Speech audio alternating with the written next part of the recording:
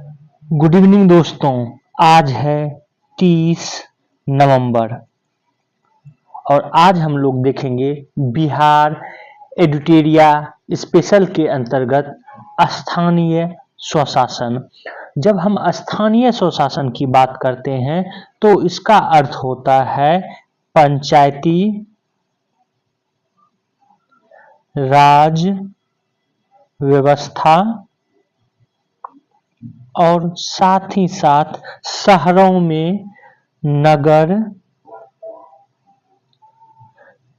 परिषद या नगर परिषद, नगर पालिका और नगर निगम।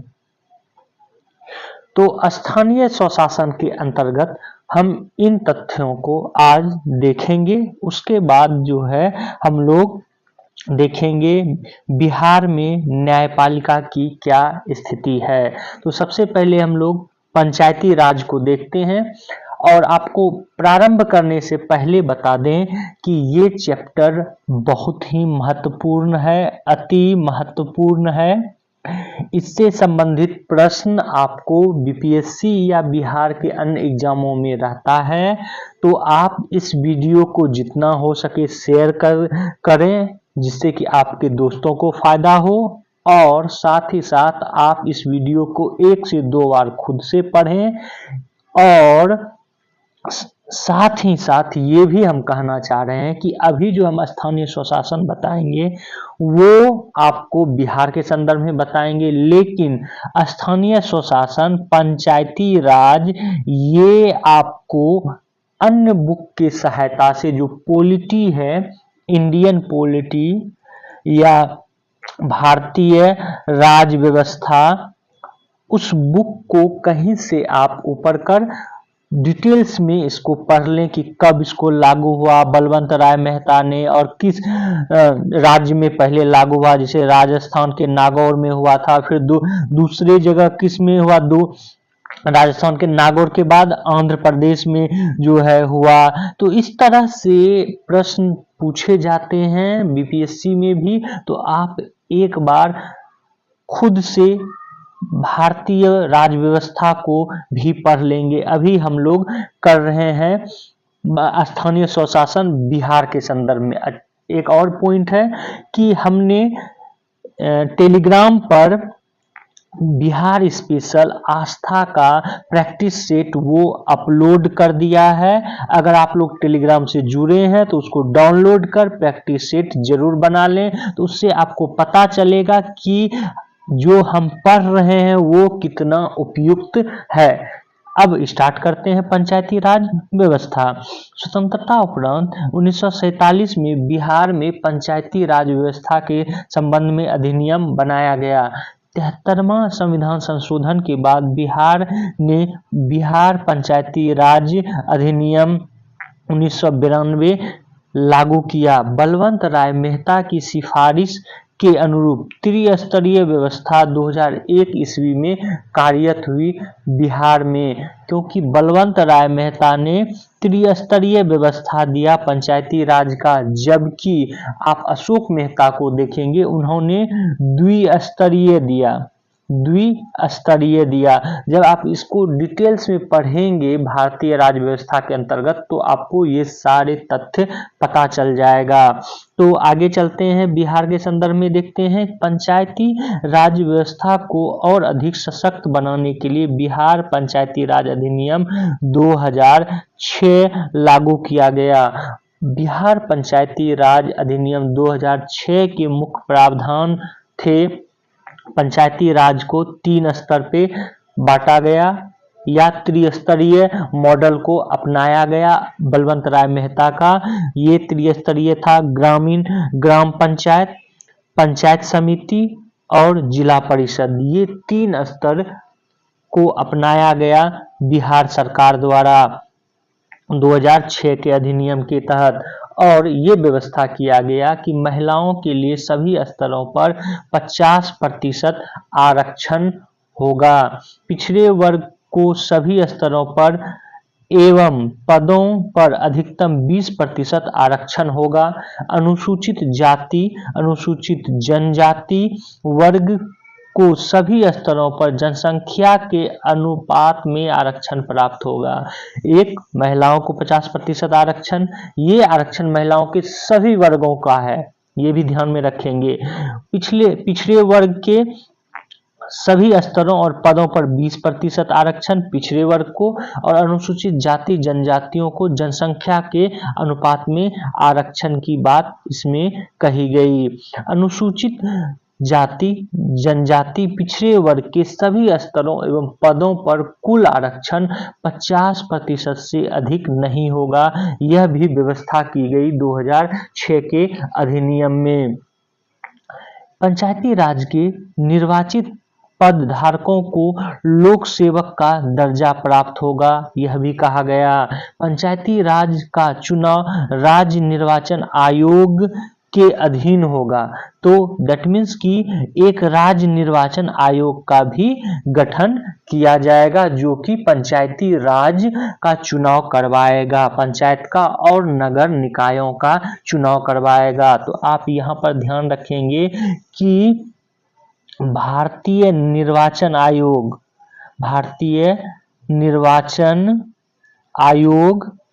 पंचायती राज का चुनाव नहीं करवाता है, ये करवाता है पंचायती राज का राज्य निर्वाचन आयोग। आगे देखते हैं, बिहार पंचायती राज अधिनियम 2006 के अधीन ग्राम सभा, ग्राम पंचायत, पंचायत समिति एवं जिला परिषद की संरचना एवं विशेषताएं बताई गई हैं। जिला परिषद 2022-23 के अनुसार 38 है बिहार में, और जिला परिषद सदस्यों की संख्या 1160। पंचायत समिति 533, पंचायत समिति सदस्य 11,094, ग्राम पंचायत 8,058, ग्राम पंचायत सदस्य 1,09,528। हालांकि ये डाटा जरूरी नहीं है याद रखना, बस ये याद रख लेंगे कितना जिला परिषद है, पंचायत समिति, ये संभावना है कि पूछ लिया जाएगा।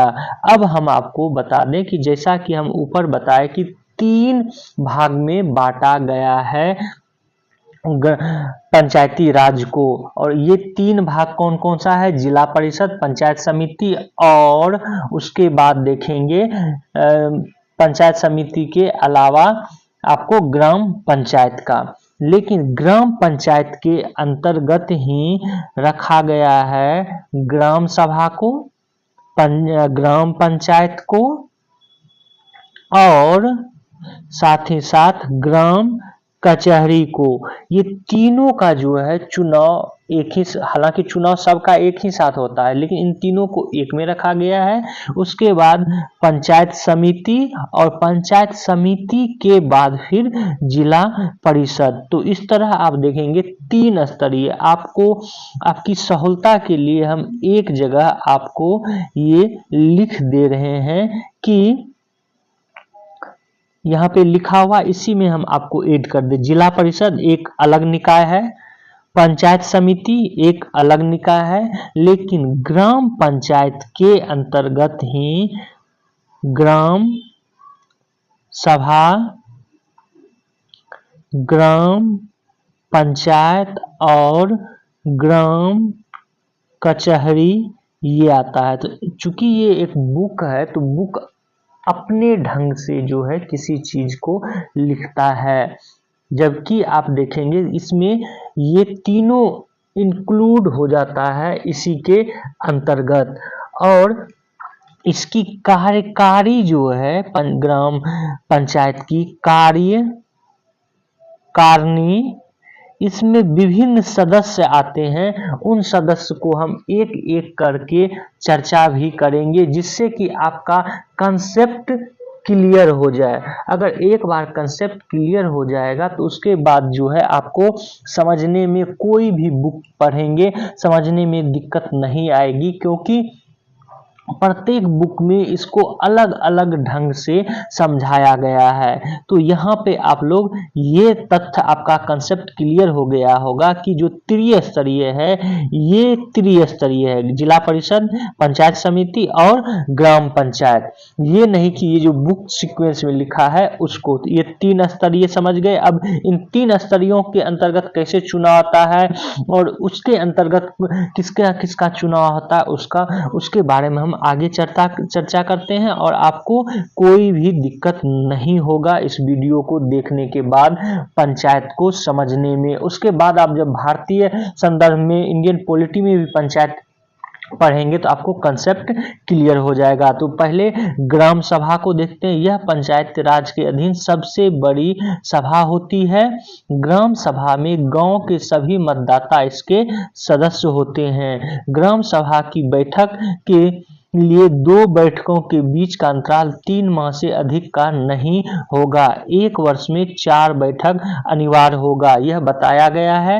ग्राम सभा के बैठक का आयोजन मुखिया द्वारा कराया जाता है। ग्राम सभा का कोरम गणपूर्ति कुल सदस्य का 1/20 होता है। ग्राम सभा के प्रत्येक बैठक की अध्यक्षता संबद्ध ग्राम पंचायत के मुखिया द्वारा की जाती है और उनकी अनुपस्थिति में उप मुखिया द्वारा।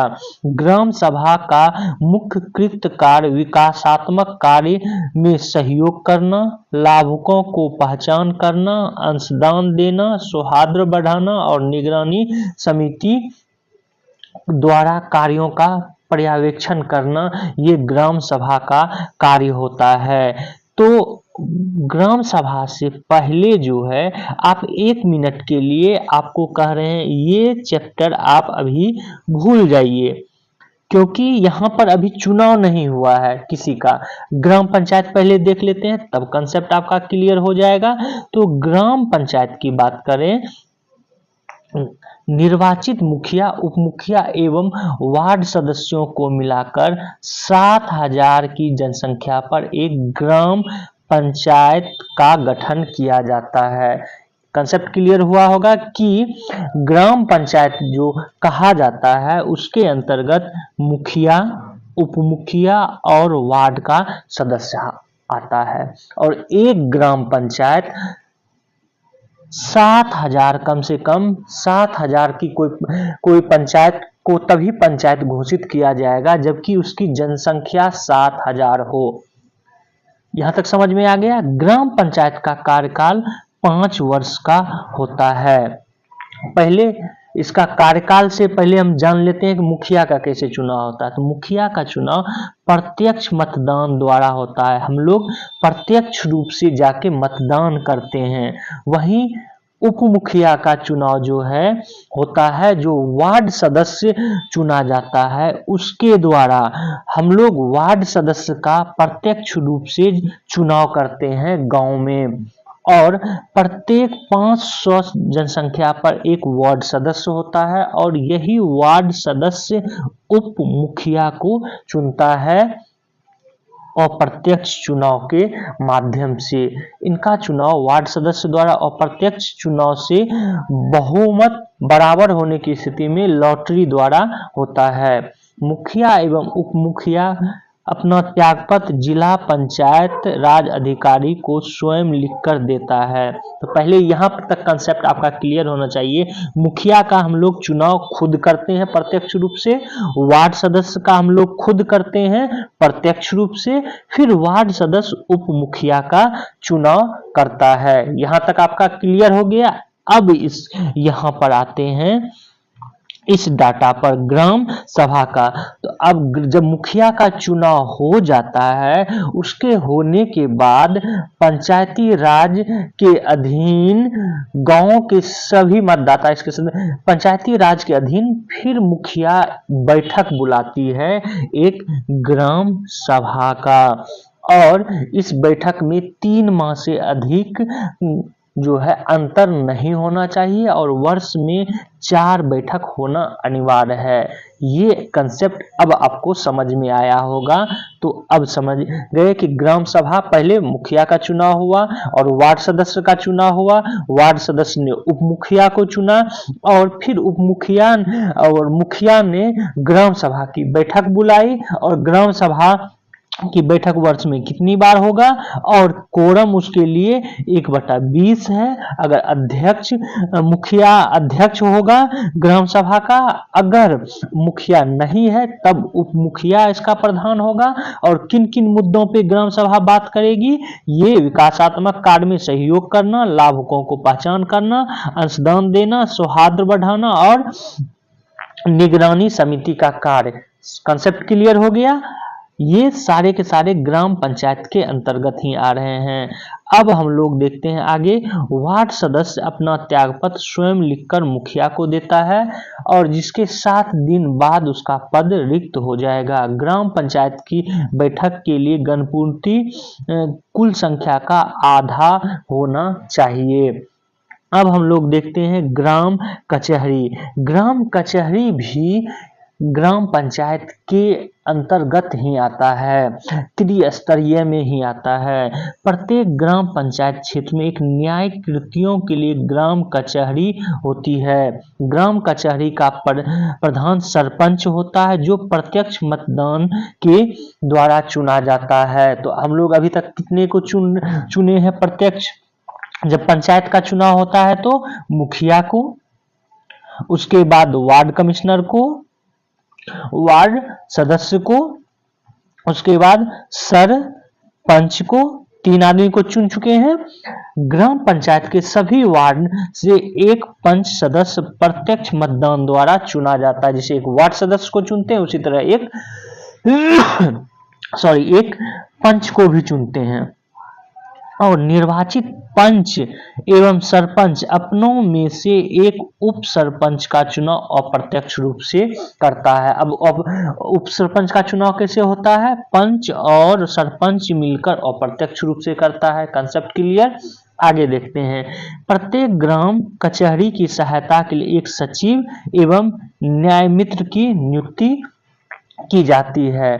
और ये जो सचिव होता है ये सरकारी आदमी होता है या सरकारी मुलाजिम होता है, ये भी आप लोग ध्यान में रखेंगे। सरपंच एवं उप सरपंच अपना त्यागपत्र जिला पंचायत राज पदाधिकारी को स्वलिखित आवेदन देकर करता है। इसको एक जगह डाटा दिया गया है, उसको कर लेंगे किसको कौन त्यागपत्र देता है। ग्राम कचहरी का कोई पंच अपना त्यागपत्र स्वलिखित आवेदन द्वारा सरपंच को दे देता है।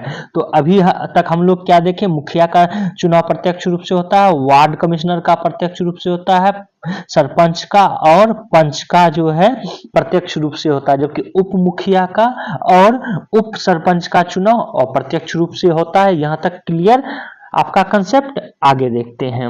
अब आते हैं जो त्रिस्तरीय व्यवस्था है उसमें दूसरी व्यवस्था पंचायत समिति है। प्रखंड स्तर पर, ब्लॉक स्तर पर पंचायत समिति होती है और प्रत्येक 5000 की जनसंख्या पर एक पंचायत समिति सदस्य का निर्वाचन होता है। कितने पर?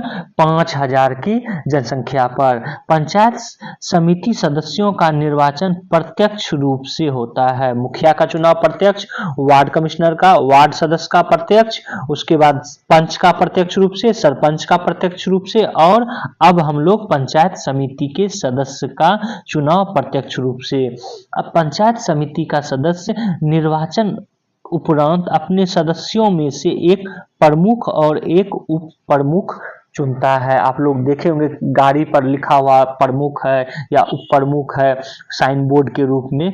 तो ये पंचायत समिति के सदस्य का चुनाव होता है प्रत्यक्ष रूप से, उसमें से प्रमुख और अप्रमुख उप प्रमुख ये चुना जाता है अप्रत्यक्ष रूप से। ये आप लोग ध्यान में रखेंगे।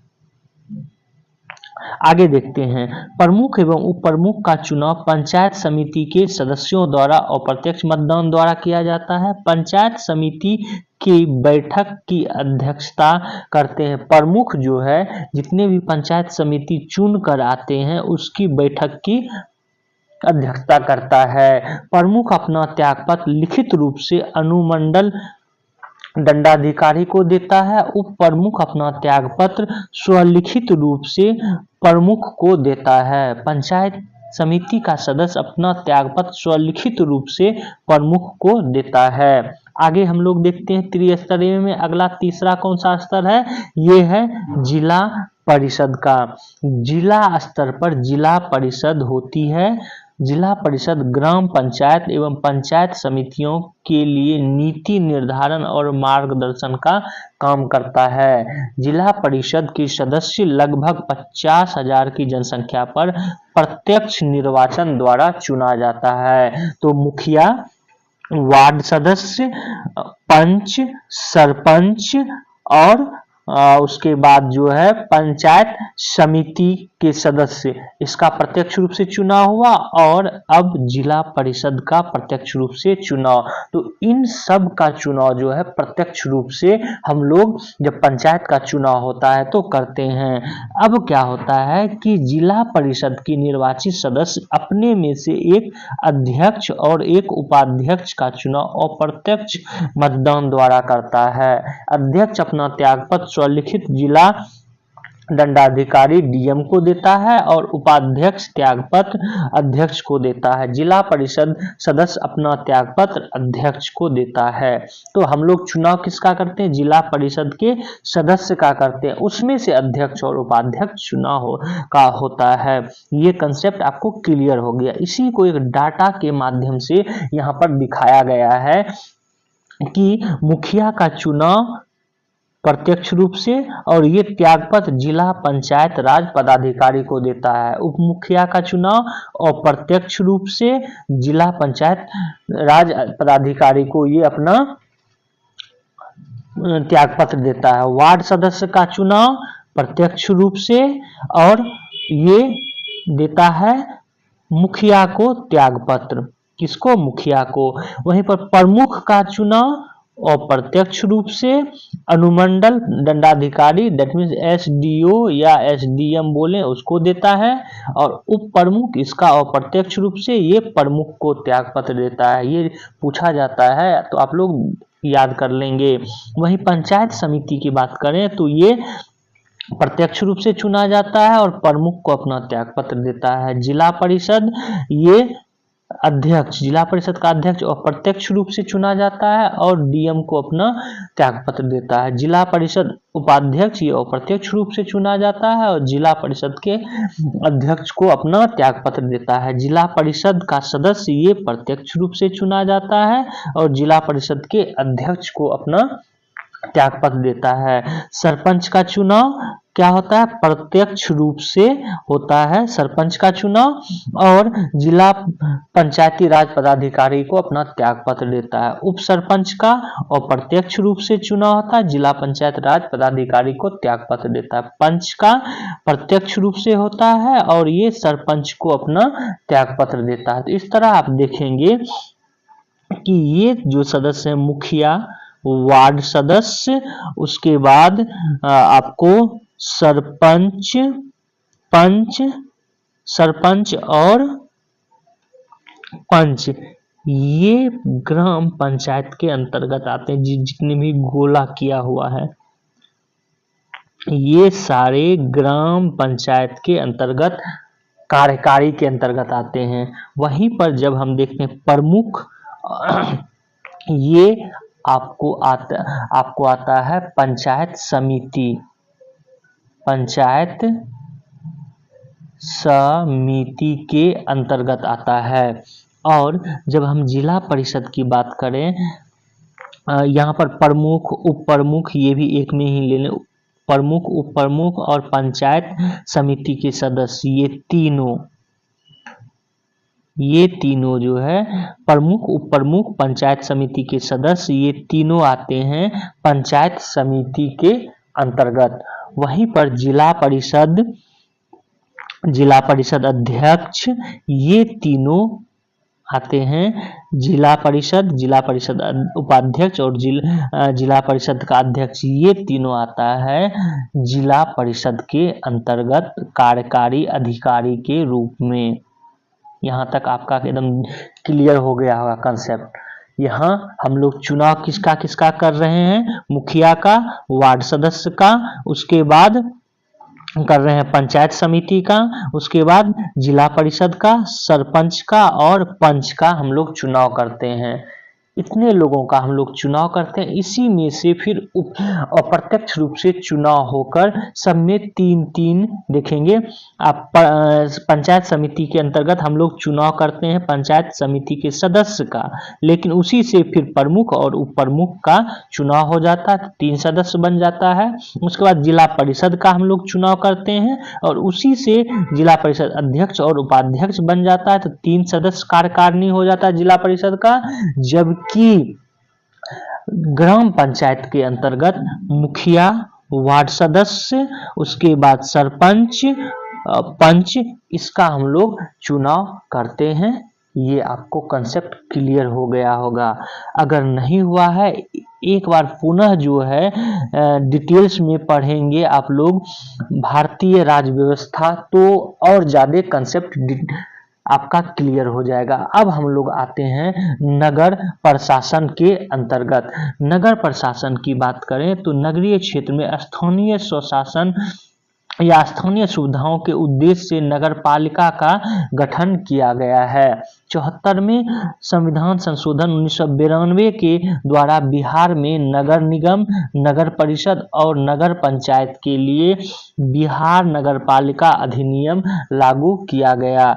इसके तहत संविधान में भाग 9 के क शामिल किया गया और संविधान में 12वीं अनुसूची जोड़ा गया, जिसमें 18 कार्यकारी सदस्यों का उल्लेख किया गया है। बिहार में नगर पालिका 2007 शहरी स्वशासन की त्रिस्तरीय संरचना की व्यवस्था की गई है। इसके अंतर्गत नगर पंचायत, नगर परिषद और नगर निगम का व्यवस्था किया गया है।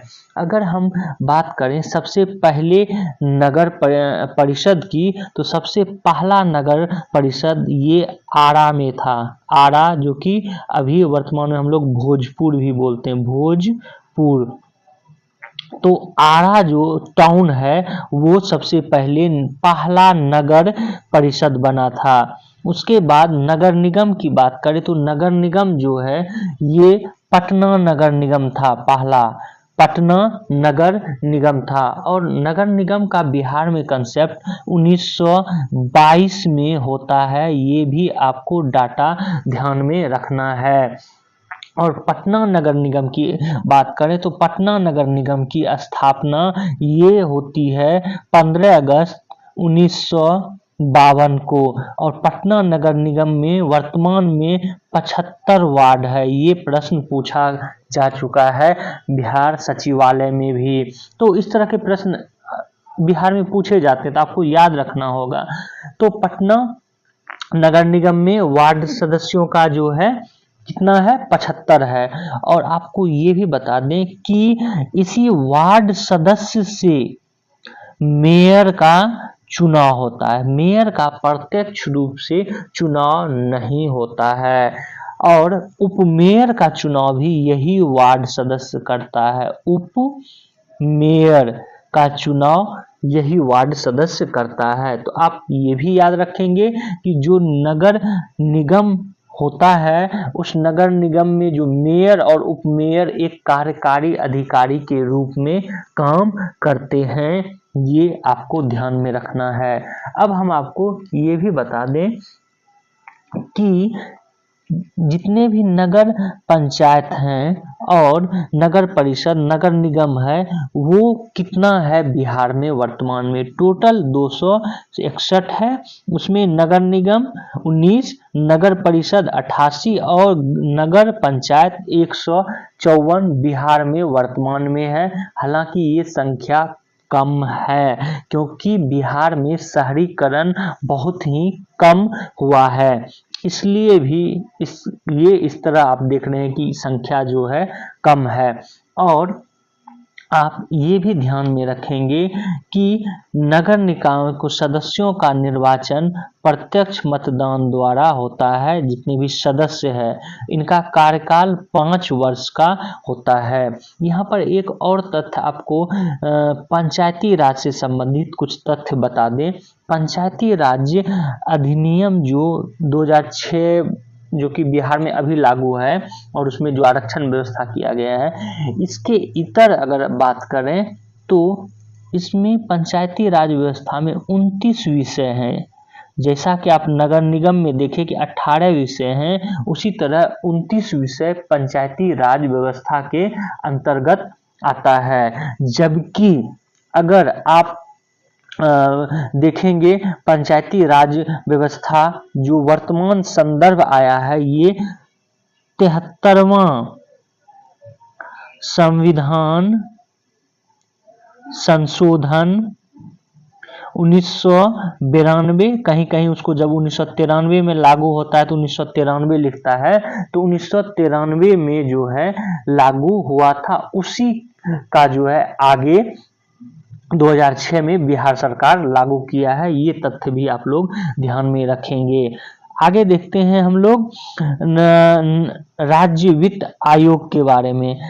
चलिए वीडियो आज राज्य वित्त आयोग को देख लेते हैं। 73वां संविधान संशोधन द्वारा भाग 9 के अनुच्छेद 243 ए में राज्य वित्त आयोग के गठन का प्रावधान है। राज्य वित्त आयोग का गठन राज्यपाल द्वारा 5 वर्षों के लिए किया जाता है। यह आयोग पंचायत की वित्तीय स्थिति की समीक्षा करता है और वित्त संबंधी अनुशंसा करता है। तो यहीं पर रखते हैं, कल हम लोग न्यायपालिका और राज्य की अधिवक्ता के महाधिवक्ता के बारे में बात करेंगे, नहीं तो वीडियो ज्यादा लंबा हो जाएगा। तो आप लोग इस वीडियो को जितना हो सके शेयर करें, आप लोगों का कंसेप्ट भी क्लियर होगा और एग्जाम में भी प्रश्न इससे पूछे जाते हैं। बस ये आप लोगों को सलाह है कि एक बार आप भारतीय पंचायती राज व्यवस्था इंडियन पॉलिटी के अंतर्गत भी जाकर जरूर देख लें। आप लोग शेयर करें, सब्सक्राइब करें और बेल आइकन को जरूर दबा लें। Thank you for watching this video.